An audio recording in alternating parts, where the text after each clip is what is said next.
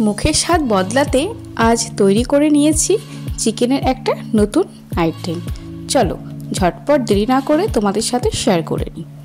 প্রথমে আমি চিকেনগুলো খুব ভালোভাবে ধুয়ে নিয়ে তাতে আদা রসুনের পেস্ট দিয়ে নিয়েছি ঠিক 1.5 চামচের মতন। সাথে দিয়েছি 1 চামচ লবণ, 1 চামচ জিরে পাউডার, 1 চামচ ধনিয়া পাউডার, 2 চামচের মতো টক দই আর 1/2 চামচ শুকনো লঙ্কার গুঁড়ো।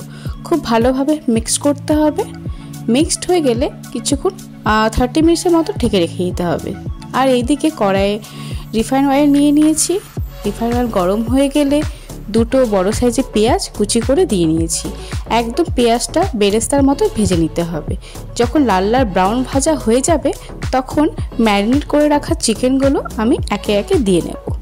এবার চিকেনগুলো দিয়ে নেওয়ার পর খুব ভালোভাবে পেঁয়াজ বেরেস্তার সাথে চিকেনগুলো মাখিয়ে রেডি করতে হবে।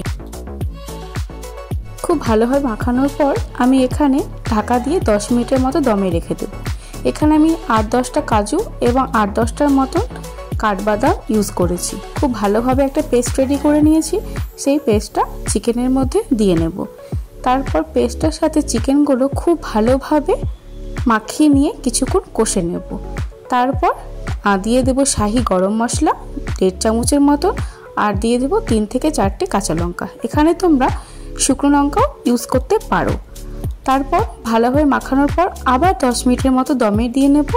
তারপর দেখব 10 মিনিটের পর জল ছেড়ে দিয়েছে, তখন দিয়ে দেবো কস্তুরি মেথি 1 চামচের মতো আর দিয়ে নেব 1 চামচ ঘি। ঘিটা অপশনাল, তোমরা দিতেও পারো আবার নাও দিতে পারো।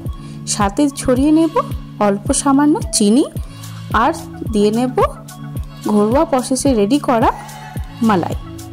এখানে আমি ঘরোয়া প্রসেসে মালাইটা দিয়েছি, তবে তোমরা আমুলের ক্রিম বা যে কোনো ক্রিমও ইউজ করতে পারো। ব্যাস রেডি হয়ে যাবে কিছুক্ষণের মধ্যে আমাদের এই চিকেন মহারানি। খুব ইজি, খুব টেস্টি। তবে এই চিকেনের টেস্ট কিন্তু একদম হাই লেভেল, দুর্দান্ত।